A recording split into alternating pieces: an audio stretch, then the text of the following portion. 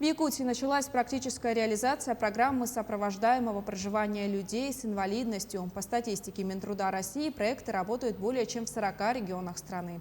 Первые участники заселяются в специально оборудованные квартиры в Якутске. Подробности в материале Надежды Саханской.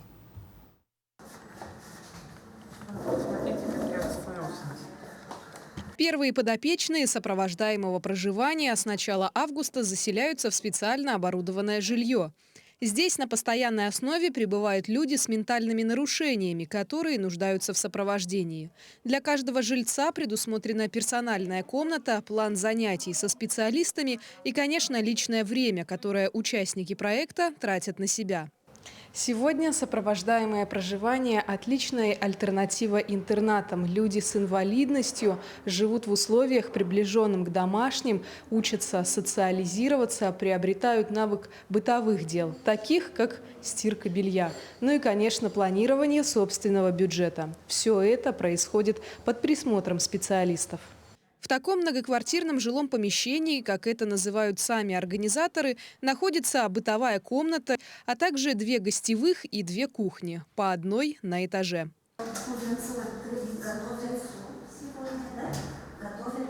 Ассоциация общественных объединений родителей детей-инвалидов в Гаурде из Санкт-Петербурга уже несколько лет успешно реализует подобную практику. Теперь эта технология доступна и у нас в Якутии. Прошли стажировку специалисты из Якутии, которых подобрал Министерство социального развития Якутии. Это очень хорошие специалисты. Они приезжали в Санкт-Петербург, у них была обширная, хорошая программа, и они уехали обогащенные новыми знаниями к себе. Они будут работать.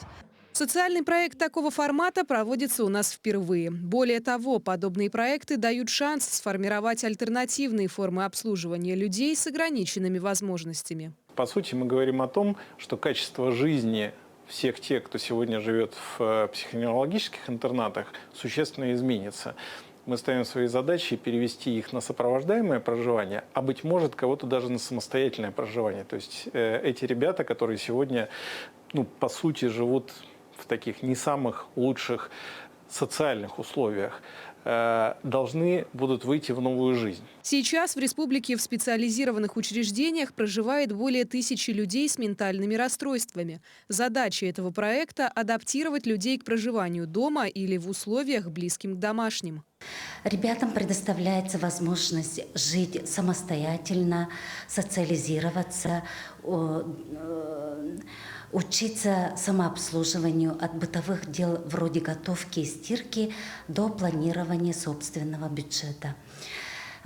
Поможем получить образование, трудоустроиться и в дальнейшем жить самостоятельно. После подобных обучающих курсов в тренировочных квартирах люди с ментальными отклонениями становятся более самостоятельными, и им требуется меньше ухода. С опытом социализации и бытовых навыков у них больше шансов начать самостоятельную жизнь.